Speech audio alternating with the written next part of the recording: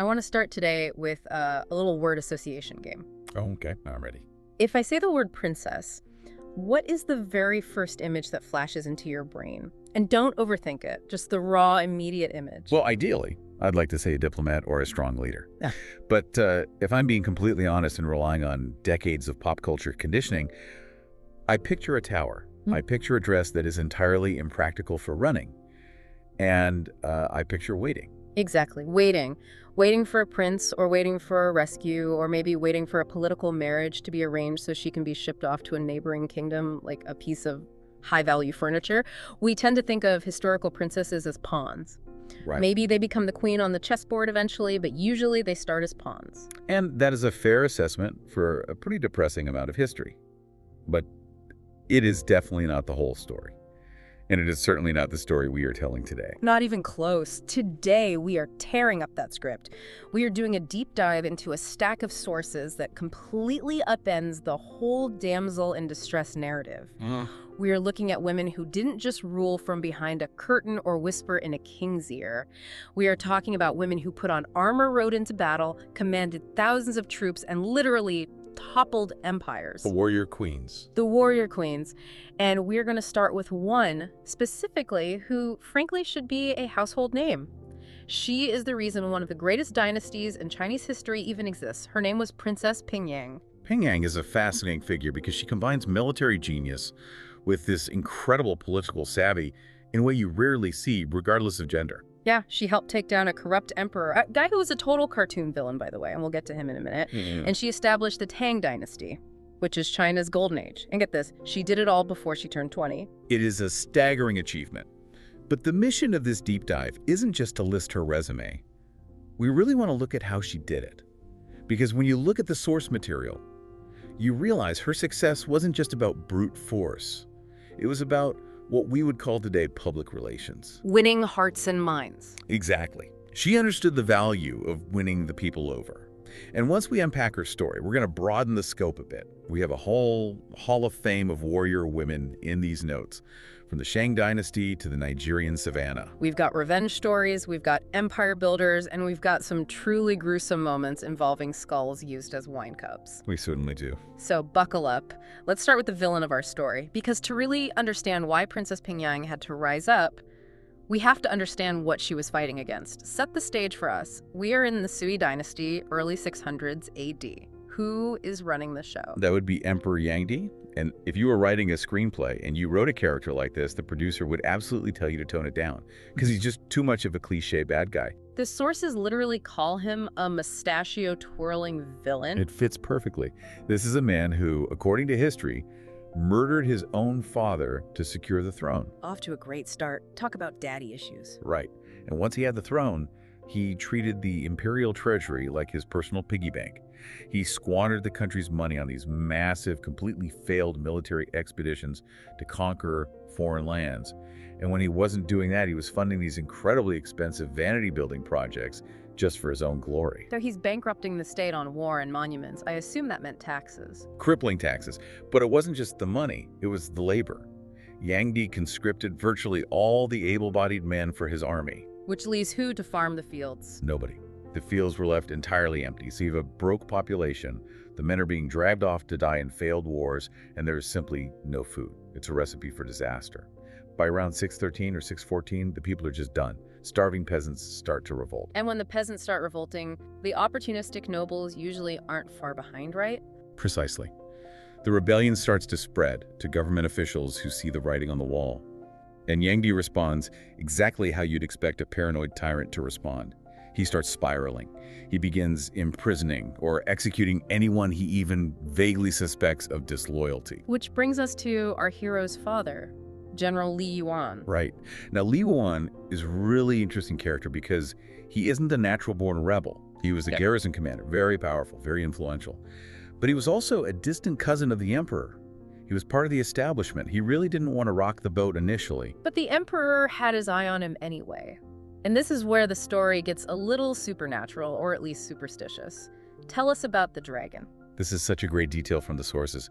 Rumor had it that General Li Yuan had a birthmark under his left armpit. Okay. A birthmark. And this birthmark was shaped like a dragon. Of course it was. You can't just have a regular mullet. It has to be a mythological creature. Oh. Well, in imperial China, the dragon is the ultimate symbol of the emperor.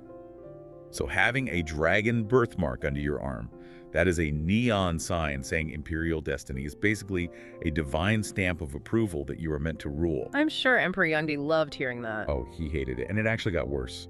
Around 615, a popular street ballad started making the rounds. It was a prophecy song. It foretold that the next emperor would be named Li. Now, Li is a pretty common surname in China. Extremely common. It could have meant literally anybody. Why? But Yangdi, being incredibly paranoid and knowing about the dragon armpit situation, zeroed in on Li Yuan. He was pretty sure he knew which Li posed the threat. So the target is firmly on Li Yuan's back. When does the emperor actually make his move? In 617, Yangdi orders Li Yuan to be imprisoned. And the charge is, well, it's a classic trumped-up charge. He accused the general of sleeping with not one but two of the emperor's concubines. A capital offense. Definitely. But here's the twist. Yangdi is so overwhelmed by all the other rebellions popping up that he actually has to rescind the order. He needs Li Yuan to go fight the other rebels. So it's like, hey, I was going to execute you, but I actually need you to go handle those peasants first. Exactly. But Li Yuan isn't stupid. He realizes, okay, he let me go this time, but as soon as the immediate threat is gone, I'm a dead man. He essentially has two choices: rebel openly or be crushed. He chooses rebellion. So he gathers his troops, about 30,000 of them, and he sends out secret messages to his family to rally them to the cause. He sends word to his son Li Shimin and his son-in-law Cao Shao. And this is where the major problem arises. Cao Shao, the son-in-law, is in the capital. He is right under the emperor's nose. He is actually the head of the imperial guards. Talk about a conflict of interests. Right. So he gets the secret message, Dad is rebelling, come join the fight. Mm-hmm. But Cao Shao is married to Pingyang Li Yuan's daughter. They're living together in the capital. Cao Shao knows he has to escape to join the rebellion, but he is terrified of leaving Pingyang behind. Because she would immediately become a hostage. Or worse, Yangdi isn't the kind of guy who hesitates to punish a family member to get to a traitor. Exactly. Cao Shao is agonizing over this. Yeah. He tells Pingyang, I need to go, but I can't leave you here to die. He's completely paralyzed by the choice. And this is the moment. This is the exact moment where Pingyang steps out of history's shadow. What does she say? She tells him effectively to go. She says she isn't the type to faint or fret or just wait around to be tossed in a dungeon. She looks at her husband and says, I can take care of myself. I can take care of myself. Famous last words for some, but for her it was an absolute promise. So he leaves. He sneaks out of the city. Pingyang is now completely alone in the capital of a hostile empire, the daughter of the traitor-in-chief. What is her move? She doesn't hide. Well, she flees the immediate danger of the palace and goes to her family's estate in the province of Huhe. But she doesn't go there to lay low. She arrives and finds the local situation is dire. There is a terrible drought. The war has caused a massive famine. The people are starving in the streets. And this is where we see that public relations genius you mentioned earlier. Yes. She has access to her family's massive food stores. Now, a typical noble might hoard that food, anticipating a long siege. Pingyang throws the doors open. She feeds the hungry masses. She just gives it away. She gives it away.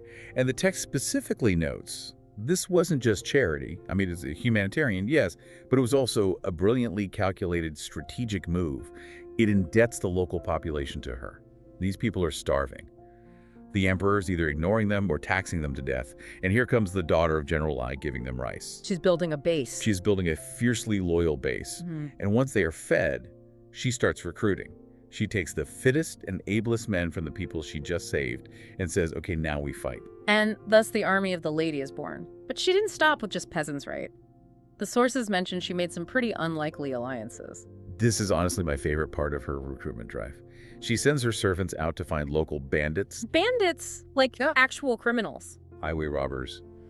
Brigands. The people usually causing all the trouble in the province. She sends a young servant to negotiate with them directly. Like, hey, instead of robbing people on the dirt road, how would you like to overthrow the government? Basically, yes. Yeah. She offered them legitimacy. And frankly, she was on the side that looked like it might actually win. The sources say she managed to convince these hardened bandit leaders to join her cause, and she just kept scaling up. She convinced other small rebel groups to merge with her. She even convinced imperial allies, we're talking about a prime minister and a general with 10,000 troops, to defect and join her side. She got an active imperial general to defect? She did. She was that persuasive. Within a matter of months, this young woman who was supposed to be a helpless hostage had amassed an army of over 70,000 troops. 70,000? That is not a guerrilla squad. That is a massive field army. It's huge. Yeah. And it wasn't a rabble either. This is where her leadership style really shines compared to the men of her time. She instituted a very strict code of conduct. The no looting rule. Right. In ancient warfare, and honestly warfare throughout most of history, looting was the standard. Soldiers weren't paid well, so their payment was whatever they could steal from the conquered towns. It was completely expected. Ravening locusts is the phrase the text uses to describe the emperor's army. They would just come and strip the village bare and move on. Pingyang forbade it. Her troops were explicitly not allowed to pillage. In fact, after they won a battle or captured a new territory, they would distribute food to the people living there. That is just unheard of. It was revolutionary. And the result was that the people viewed her as a liberator. Instead of running away or fighting back when her army approached, people flocked to join her. Her ranks swelled because she wasn't just a conqueror, she was a stabilizer. So she has the massive numbers, she has the intense discipline, now she has to actually fight. And she does. The emperor realizes that this girl is a serious problem. He sends heavily armed troops specifically to deal with her, and she roundly defeats them. She clears the whole region, securing a safe path for her father and brother to advance on the capital. She's the hammer. She is. Less than a year after fleeing the court, she joins up with her father and husband. They march to the capital, Daxing Cheng, and the emperor, well, the end is near for Yangdi. There's a really haunting quote from him right at the end. The text says he was looking in the mirror. Yes. He's gazing at his reflection while his empire literally burns around him, and he says to his empress, such a fine head, who will be the one to hack it off? It was so dark, he knew it was over. He knew. He fled south, abandoning the throne entirely. He wasn't beheaded, though. In a somewhat fitting end for a paranoid tyrant, he was eventually strangled in a bathhouse by his own advisors. A grim end to a very grim reign. So the Sui dynasty falls, Li Yuan sweeps into the palace. And Li Yuan becomes Emperor Gaozu, the first emperor of the new Tang Dynasty. And Pingyang, what happens to her? Her father doesn't forget who helped him get there. He honors her as princess, obviously, but he also bestows on her the status of marshal. It's a major rank that came with its own military staff, its own aides. It was a completely unique honor. She wasn't just a royal figurehead. She was a recognized military commander in the new regime. This should be the part of the deep dive where we say, and she lived happily ever after ruling alongside her family, but history can be terribly cruel. Barely 6 years later, Princess Pingyang died. She was only about 23 years old. 23, that is tragic. Do we have any idea what happened? The sources are very vague. It could have been illness. It could have been complications from childbirth, or even that this is imperial China and court politics are incredibly deadly. It could have been assassination. We just don't know for sure. But her father knew what he had lost. He definitely did. He ordered a full military funeral for her. We're talking martial band music, military flags, the works. Usually that was reserved only for top male commanders. And the court officials objected. Of course they did. They clutched their pearls. They went to the emperor and said, "You can't do this for a woman. It violates tradition." And Li Yan's response. It's the defining line of her entire story. He looked at them and told them she was no ordinary woman. And he pushed the funeral through anyway. She was no ordinary woman, you could say that again. She helped launch the Tang Dynasty, which is universally remembered as the high watermark of Chinese culture, poetry, art, military, it all starts there. And she was the PR-savvy warrior princess who cleared the path. It really makes you wonder, if she hadn't died at 23, could she have been empress in her own right? We'll never know. But she certainly set an incredible precedent. She did. But the interesting thing is, while Pingyang is unique in her specific historical context, she isn't alone in history. Right. And this brings us to the broader mission of our deep dive today. We wanted to compare Pingyang to the other warrior queens in our stack of sources, because when you look at them side by side, you start to see these amazing patterns emerge. Absolutely. Pingyang was a pragmatic rebel. She fought to change a corrupt regime. But if we go back way further to the Shang Dynasty around 1200 BCE, we find a woman named Fu Hao, and she represents a totally different archetype. The ancestor. The ancestor. Fu Hao was the wife of King Wu Ding, but she wasn't just a royal wife. The discovery of her tomb in 1976 sounds like something straight out of an Indiana Jones movie. It was a huge archaeological event. It was completely unlooted, which is so rare. But the most incredible evidence of her life actually comes from the oracle bones. Explain the oracle bones for those who might not be familiar. Sure. So in the Shang Dynasty, divination was everything. They would take turtle shells or ox bones and basically inscribe questions to the gods on them. Then they would apply intense heat until the bone cracked. The royal diviners would interpret the shape of the cracks to get the answer. Like reading tea leaves, but with fire and actual bone. Exactly. And usually the questions regarding the king's wives were pretty standard domestic stuff. Will her toothache go away? Will childbirth be easy? And the answer to both in 1200 BCE was usually probably not. Unfortunately, yes. But with Fu Hao, the questions were entirely different. The king was asking the gods, will Fu Hao be victorious in battle? When is the best time for Fu Hao to conduct a sacrifice? So she was an active general in the field. She was commander and a shaman. She led huge armies against neighboring tribes. She conducted vitally important religious rituals. She was fully integrated into the state's power structure. She wasn't a rebel fighting the system like Pingyang. She was the establishment. And her tomb absolutely reflects that level of power. The list of items buried with her is staggering. 468 bronze objects, many of them functional weapons, 755 jade objects, 6,900 cowrie shells, which functioned as currency at the time. And some other slightly more disturbing companions. Yeah, we have to address that. Yeah. She was buried with 16 human sacrifices, Legs. including at least one fully armed man, and 6 dogs. One dog was actually buried directly underneath her coffin. It's gruesome to modern ears, obviously, but it undeniably shows her immense status. You don't get 16 human sacrifices if you're just a pawn locked in a tower. Precisely. She was a warrior queen who was deeply respected and feared. So we have Fu Hao, the establishment commander. Yeah. We have Pingyang, the pragmatic rebel. But then we have the women who didn't fight for politics or duty. They fought for something much more visceral. Revenge. The Avengers. The Avengers. And the most famous one in this category is undoubtedly Boudicca. Queen of the Iceni tribe in East England around AD 60. Most people at least know the name, but the specific trigger for her rebellion is horrific. It is truly awful. Her husband died. He had a pact with the Romans thinking his family and lands would be safe after his death. The Romans broke the pact immediately. They moved in and seized her land. When she objected, they stripped her naked and flogged her in public. And then they raped her 2 teenage daughters. It's sickening. It was a deeply calculated humiliation. The Romans thought, we will break this woman, and the entire tribe will fall in line out of fear. Talk about a massive miscalculation. Colossal. Boudicca didn't break. She raged. She raised a massive army of allied British tribes. The sources say she had 120,000 warriors behind her. And the visual description we have of her is just iconic. Cassius Dio, the Roman chronicler, describes her in detail. He says she was incredibly tall, terrifying to look at, with a harsh, piercing voice and a mass of bright red hair that tumbled all the way down to her hips. A giant woman with hip-length red hair screaming for absolute vengeance. That is a waking nightmare for an occupying Roman soldier. And she brought the nightmare right to their doorstep.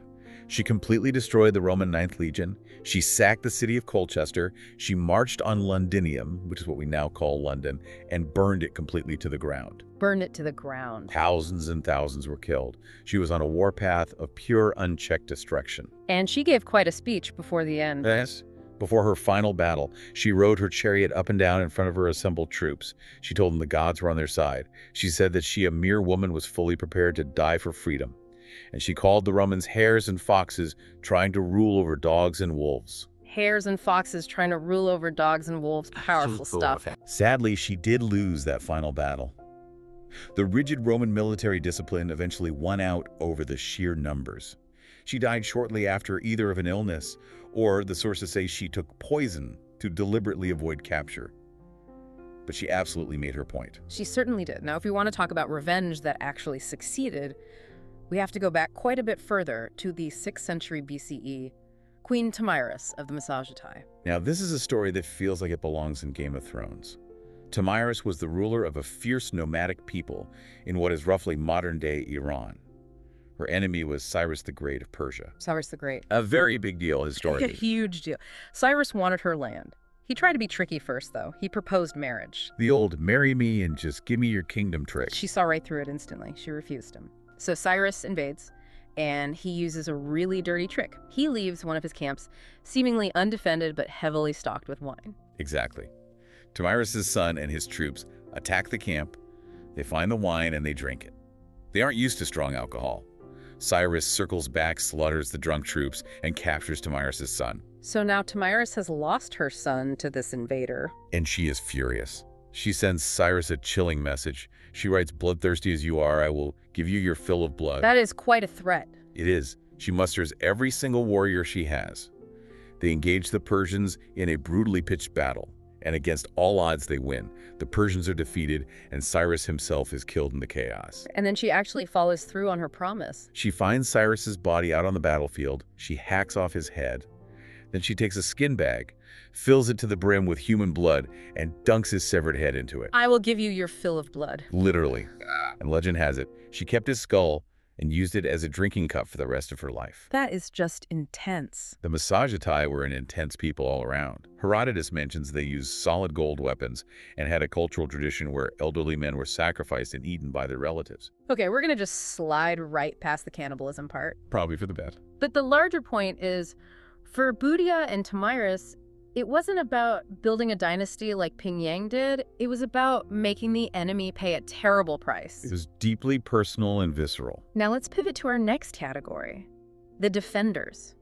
Women who fought simply because their backs were against the wall and they were protecting their homes. Right, and for this we go to Sparta. Of course. You really can't talk about ancient warriors without stopping in Sparta. 272 BCE. A woman named Archidamia. Sparta is being heavily besieged by Pyrrhus of Epirus. He's a renowned military genius. The Spartan Senate is panicking. They decide, okay, let's surrender the city and send all the women and children to safety in Crete. Sounds logical from a survival standpoint. Archidamia didn't think so at all. She marches right into the Senate chamber, sword in hand. I love that image so much. And she just refuses to leave. She basically tells the men, we are staying and we are fighting. And she immediately organizes the women. The Spartans desperately needed to dig massive defensive trenches. The women and children dug a full 1/3 of the trenches themselves. And when the fighting actually started? They fought. The text literally calls them battle-hardened broads. They nursed the wounded, they ran weapons to the front lines, they had the defensive positions, and they successfully forced Pyrrhus to retreat. They saved the entire city. They saved the city when the men were ready to run. We see a very similar defiance in India much later on, 1564, Queen Durgavati. Durgavati is an incredible figure. She was ruling as a regent for her young son. She was a descendant of the Chandel kings. The Mughal Emperor Akbar, another massive giant of history, wanted her kingdom. He demanded she submit and become a vassal. And her response? Better to die in freedom than live as a slave. A classic historic line. She led her army from the top of an elephant armed with a bow and arrow. That is such a cinematic image, leading a charge from an elephant. It is.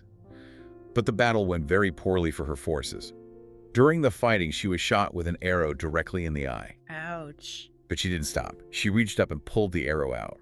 The arrowhead actually snapped off and stayed embedded inside her eye socket. Oh my God. Then she was hit again, this time with an arrow in the neck. She realized her army was falling and she was going to be captured. She asked her elephant handler to kill her to spare her the humiliation. He refused. He just couldn't bring himself to do it to his queen. So she grabbed her own dagger and stabbed herself. She chose death over capture. Just like she promised. Better to die in freedom. It's incredibly tragic, but undeniably brave. Now we have one more defender on our list who is a bit more complicated, Sicilgaita. Ah, Sicilgaita. The Valkyrie of the Normans. She was a Lombard princess, married to a very famous Norman conqueror named Robert Guiscard, who was also known as Robert the Weasel. The Weasel. Yeah. Charming nickname. They were quite the power couple in Italy, around 1058 to 1090. She wasn't just a political wife, she regularly went on military campaigns with him. She wore full chainmail armor. The text makes a point to say she was of formidable size. And there's a specific battle mentioned in the sources where she really takes charge. The Battle of Dyrrhachium. They were fighting the powerful Byzantine Empire. Sicilgaita actually tried to talk Robert out of attacking initially, but he ignored her, so she went anyway. During the fight, the Norman troops became terrified and started to flee the field. Sicilgaita was having absolutely none of it. What did she do? She glared at them fiercely. She shouted out, "How far will you run? Stand and fight." And then she grabbed a heavy long spear and charged at a full gallop straight toward the enemy lines. She literally shamed them into fighting. She did. Seeing their Duchess charge alone, The fleeing men turned around, went back into the fray, and they actually won the battle. But you said earlier she was complicated. Well, later in life, she got deeply involved in some very dark court intrigue.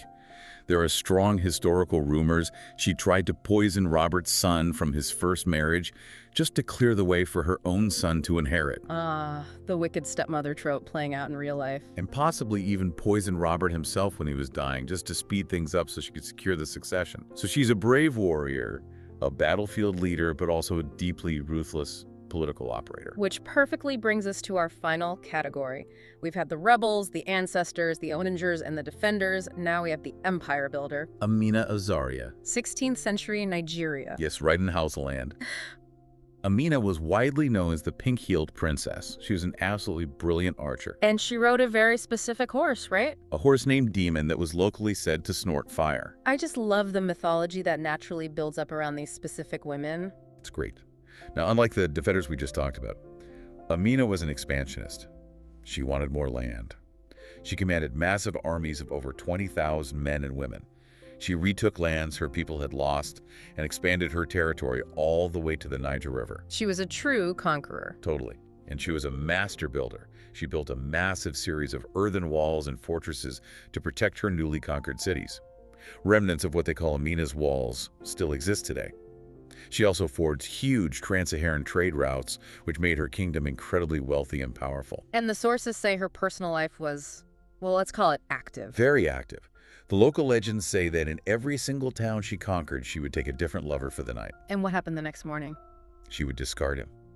Or worse, she would have him executed so he couldn't tell tales or claim any royal connection. Then she simply moved on to the next town. A bit of a Black Widow figure. Indeed. But she was incredibly successful. She reigned for 34 years. Even today, schools all over Nigeria are still named after her. She's a massive, towering figure in West African history. So we have this incredible lineup of figures today. Pingyang, Fuhao, Boudicca, Tamiris, Arakidamia, Durgavati, Sikelgaita, Amina. When you step back from the individual details and look at the big picture, what do you think really connects them? Well, obviously, they all dramatically broke the strict gender norms of their specific time and culture to lead. That's the low-hanging fruit. But I think it's deeper than just that. How so? Look at their core motivations. You have Pingyang, who is deeply political and pragmatic. You have Boudicca and Tamiris, who are driven by pure reactive rage and trauma. You have Fuhao and Amina, who are doing it for state expansion and religious duty. They aren't a monolith. They clearly show the women in history fought and died for the exact same complex, messy reasons that men did. For survival revenge duty. Exactly.